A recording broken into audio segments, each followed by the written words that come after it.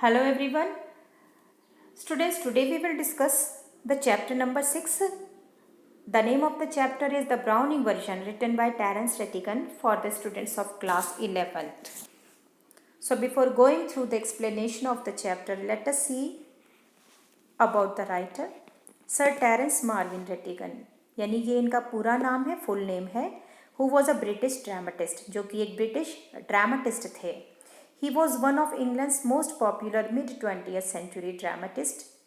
His plays are typically set in an upper middle class background. इनके जितने भी place होते थे, क्योंकि ये ड्रामाज लिखते थे, तो इनके जितने भी प्लेस होते थे वो टिपिकली सेट होते थे अपर मिडिल क्लास बैकग्राउंड पर.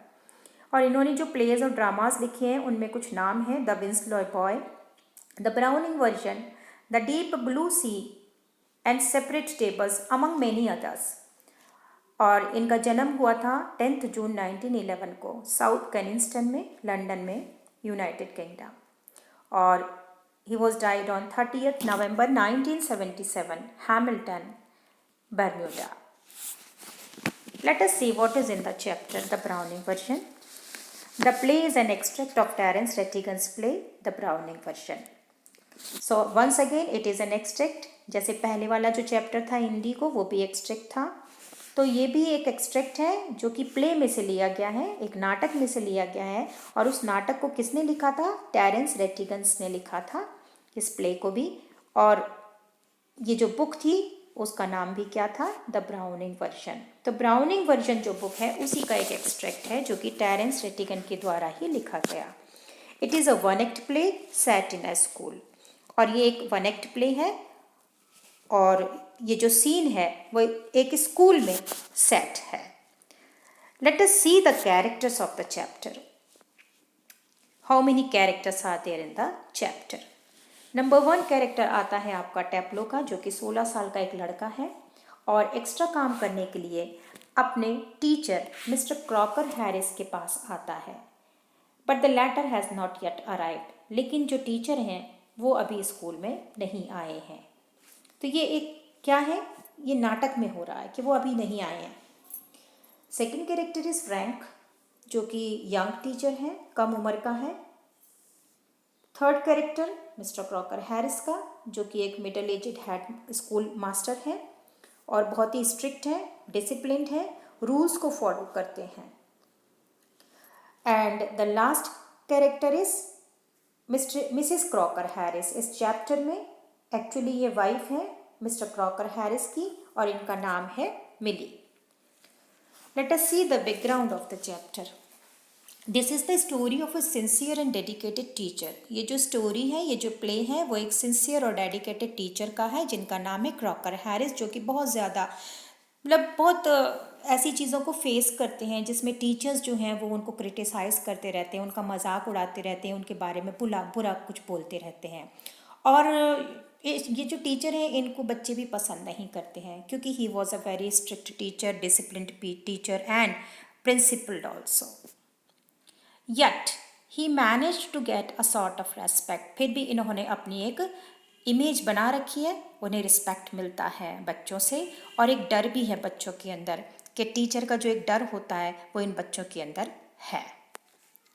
This excerpt presents a conversation between a lower 5th grade student Taplow. ये जो एक्सेप्ट है ये एक कन्वर्सेशन प्रेजेंट कर रहा है, बातचीत है ये, क्योंकि ये प्ले है तो बातचीत हो रही है इसमें. सीन जो है वो स्कूल में स्टार्ट होता है कन्वर्सेशन से. और वो कन्वर्सेशन किन के बीच में है? एक बच्चे के बीच में, लोअर 5th ग्रेड स्टूडेंट के बीच में है, और एक टीचर है फ्रैंक, उनके बीच में ये हो रहा है. जहाँ पर ये जो बच्चा है टैप्लो वो पढ़ता है, पढ़ने आता है स्कूल में, उधर ही की बात हो रही है. दो Crocker Harris is not present in this excerpt, the author illustrates his character through Taplow's point of view and presents it in a direct contrast with Frank. तो जैसे ही सीन शुरू होता है, टैप्लो और फ्रैंक आपस में बात करते हैं और टैप्लो अपने टीचर मिस्टर क्रॉकर हैरिस से मिलने आया है क्योंकि उसे क्या करना है? एक्स्ट्रा वर्क करना है. लेकिन वहाँ पर उसकी मुलाकात मिस्टर फ्रैंक से होती है. दोनों अजनबी हैं, दोनों अजनबी हैं और यहाँ पे जो राइटर हैं वो कह रहे हैं, ऑथर बता रहे हैं कि physically mister Crocker Harris play में कहीं नहीं दिखाई दे रहे हैं, लेकिन उनके कैरेक्टर को कौन वो बताएगा, किसके नज़रिए से देखा जाएगा, टैप्लो के पॉइंट ऑफ व्यू से देखा जाएगा। टैप्लो बताएगा, किसको बताएगा, मिस्टर फ्रैंक जो टीचर हैं उनको बताएगा, जो एक यंग टीचर हैं, उनको बड़े खुलकर वो उन टीचर के बारे में सब कुछ बताएगा। So he is absent in the play, but जो उनका कैरेक्टर है वो टैप्लो के पॉइंट ऑफ व्यू से बताया जाएगा and presents it in a direct contrast with Frank. Let us see the detailed explanation of the chapter The Browning Version. So, Taplow is a 16-year-old boy who is staying back in a school to do extra work given by Mr. Crocker Harris. टैप्लो 16 साल का एक लड़का जो कि school में आया है, staying back, उसको रोका गया है स्कूल में। किसने रोका है? मिस्टर क्रॉकर हैरिस ने रोका है कि तुम्हें यहाँ भी रुकना है, टू डू एक्स्ट्रा वर्क, कुछ एक्स्ट्रा वर्क दे दिया है उसको करने को। किसने दिया है? मिस्टर क्रॉकर हैरिस ने। और वो उनका वेट कर रहा है, लेकिन टीचर अभी तक आए नहीं हैं। Frank said, do I know you? लेकिन क्या होता है कि वहाँ पर वो तो मिलते नहीं है मिस्टर क्रॉकर हैरिस, लेकिन कौन मिलता है? मिस्टर फ्रैंक मिलते हैं। दोनों अजनबी हैं, इसलिए फ्रैंक उससे पूछता है, क्या मैं तुम्हें जानता हूँ? तो टैप्लो रिप्लाई करता है, नो सर। फ्रैंक फिर पूछता है, व्हाट्स योर नेम? इंक्वायरी कर रहा है उस बच्चे के बारे में, भाई तुम क्यों रुकी हो यहाँ पर, तुम्हारा नाम क्या है? तो टैप्लो अपना नाम भी बताता है, अपना नाम रिपीट करता है और कहता है कि मेरा नाम क्या है? टैप्लो है। Frank, Taplow, no I don't, you are not a scientist I gather. तो फ्रैंक जो है, जो टीचर हैं, जो यंग टीचर है, वो कहते हैं, टैप्लो, नहीं नहीं नहीं, मैं इस तरीके के नाम को, इस तरीके का नाम मैंने अभी तक नहीं सुना, और शायद हो सकता है कि तुम साइंस बच्चे नहीं हो, साइंस के स्टूडेंट नहीं हो, you are not a scientist I gather, जहाँ तक मैं जानता हूँ तुम साइंस स्टूडेंट नहीं हो। तो टैप्लो कहता है, no sir, I am still in the lower fifth. तो टैप्लो कहता है, हाँ सर, नहीं मैं तो अभी भी लोअर फिफ्थ में ही पढ़ रहा हूँ। एक्चुअली बेटा ये जो लोअर फिफ्थ है, ये ब्रिटिश स्कूल्स में, जैसे हम लोग यहाँ पर, हम अभी 11th में हैं, आप लोग अभी 11th में हो, तो उसको ये कहा जाता है कि आप 11th में हैं। लेकिन स्पेशलाइजेशन जो होता है वो लोअर फिफ्थ, वहाँ जो ब्रिटिश स्कूल्स होते हैं उनमें लोअर फिफ्थ के बाद ही स्पेशलाइजेशन होता है, और आपका जो स्पेशलाइजेशन होता है वो आप 10th के बाद करते हैं। तो यहाँ पर लोअर फिफ्थ जो वर्ड दिया है वो ब्रिटिश स्कूल्स में कोई रूल होता होगा उसके लिए यूज़ किया गया है, lower fifth. Lower fifth means, lower fifth एक क्लास है, एक ग्रेड है ब्रिटिश स्कूल्स का।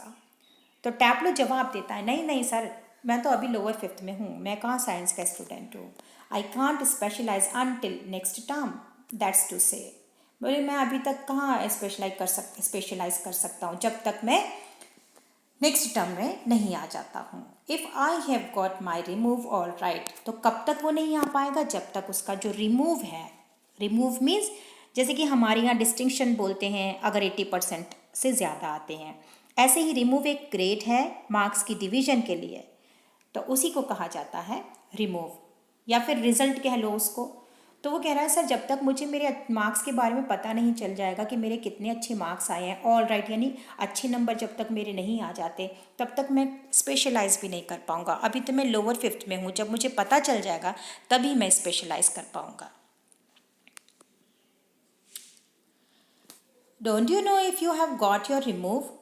तो वो कहता है कि क्या तुम्हें नहीं पता कि तुम्हारा ये जो रिमूव है, जो रिज़ल्ट है वो क्या होगा, मतलब अभी तक तुम्हें मिला नहीं, तुम्हारे रिज़ल्ट के बारे में तुम्हें पता नहीं चला?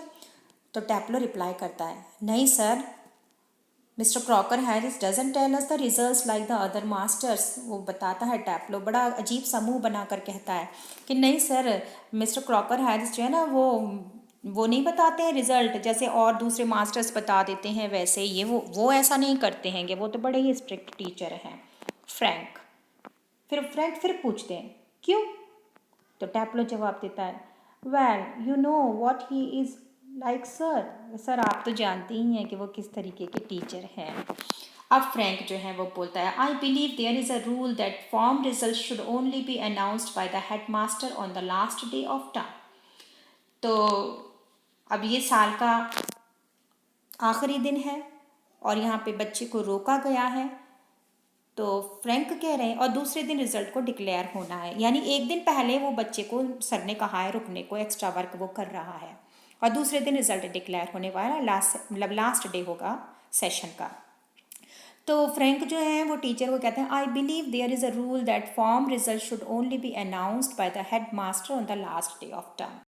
फॉर्म का मतलब होता है बेटा कि class results, form means class.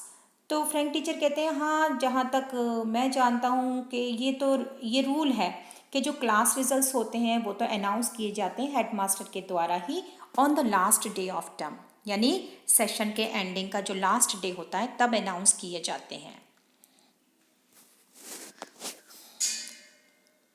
टैप्लो, yes, but who else pays attention to it except Mr Crocker Harris.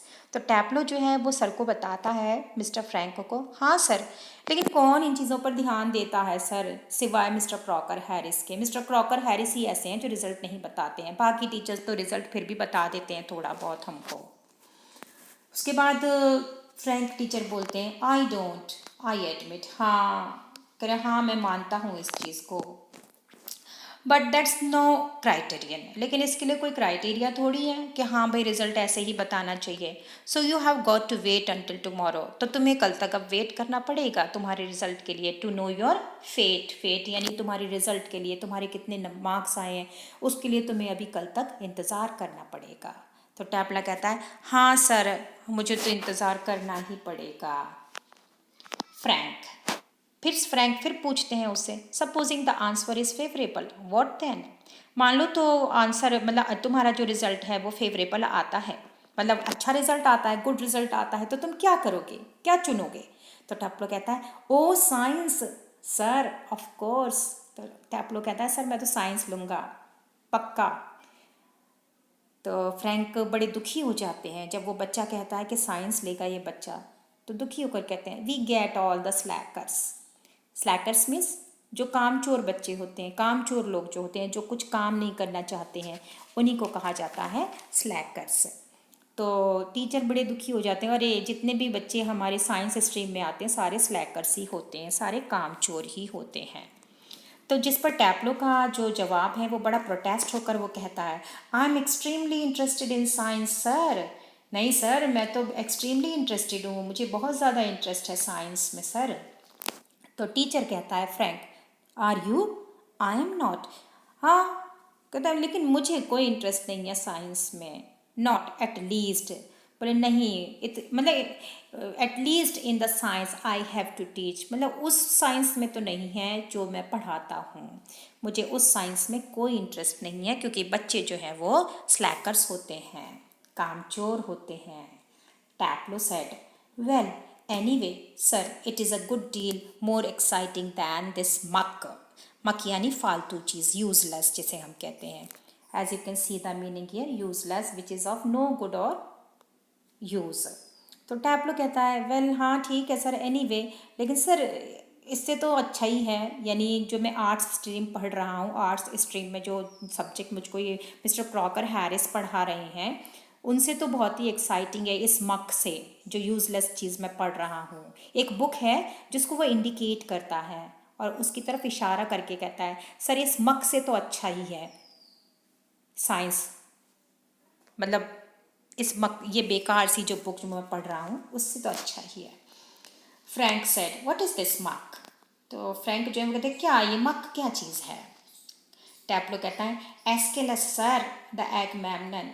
तो ये जो बुक है इसी बुक की वो बात कर रहा होता है, उसी को इंडिकेट करता है। वो कहता है सर ये जो एस्केलस है ना सर, ये जो एगमेम्नन जो बुक है जो कि एस्केलस ने लिखी है उसकी बात कर रहा हूँ सर। तो फ्रैंक कहते हैं and your considered view is that the Agamemnon is muck. अब फ्रैंक टीचर जो है वो कहते हैं अच्छा तो तुम्हारा जो व्यू है, तुम्हारा जो नज़रिया है इस एगमेम्नन ये बुक जो लिखी है एस्केलस ने वो एक मक है, ये फालतू चीज़ है, यूजलेस थिंग है। तो जिस पर जो टैप्लो है वो कहता है वेल नो सर, नहीं नहीं सर, मेरा कहने का मतलब ऐसा नहीं है सर, ऐसा कुछ भी नहीं। I don't think the play is मक। मेरा ऐसा नहीं है कि ये प्ले जो है ये मक है। तो ये जो एगमेम्नन जो बुक को वो इशारा करता है, जो एस्केलस ने लिखी है, वो एक नाटक है जो कि फ्रैंक पढ़ाते हैं, मिस्टर क्रॉकर हैरिस पढ़ाते हैं। तो वो इसीलिए कहता है सर ये फालतू चीज़ है, मुझे अच्छी नहीं लगती, पढ़ाने का तरीका अच्छा नहीं है उनका सर। द प्ले इज़ मक, वो कहता है नहीं ऐसा नहीं है कि प्ले जो है वो मक है। Exactly, I suppose in a way it is rather a good plot. वो कह रहे सर इसका जो प्लॉट है, इसकी जो कहानी है वो तो अच्छी है। Really a wife murdering her husband and all that, कि सच में सर इस स्टोरी में एक वाइफ है जो कि मर्डर कर देती है अपने हस्बैंड का, और बहुत सारी चीज़ें इस चैप्टर में हैं। I only meant the way it is taught to us. फिर वो कहता है टैपलो कि सर मेरा मतलब तो ये है कि जिस तरीके से हमको पढ़ाया जा रहा है ना, वो मुझे नहीं पसंद है बिल्कुल भी। Just a lot of Greek words strung together. Strung together means to combine two different things into something useful, यानी कंबाइन किए हुए जो शब्द होते हैं उनको कहा जाता है, टू डिफरेंट थिंग्स को कंबाइन कर देना इन अ यूजफुल वे। तो कह सर वो जो पढ़ाने का तरीका है ना वो मुझे बिल्कुल अच्छा नहीं लगता, और जो इतने सारे जो ग्रीक वर्ड्स एक साथ जुड़े हुए होते हैं उसके अंदर, वो मुझे बिल्कुल पसंद नहीं है। And 50 lines if you get them wrong. कहते सर पता है क्या होता है, अगर हम कुछ गलत कर देंगे ना, अगर पढ़ने में हमने गलती कर दी इस ग्रीक वर्ड को, या लिखने में हमने गलती कर दी, तो हमारे जो ये क्रॉकर हैरिस हैं ये हमको पनिशमेंट के तौर पर लिखने को दे देते हैं, 50 लाइन्स लिखने को दे देते हैं। तो ये सारी बातें जो टैपलो है वो अपनी टीचर को बताता है। अभी conversation still going on, but the first part is completed of this chapter. We will be back in the next video. Thank you all.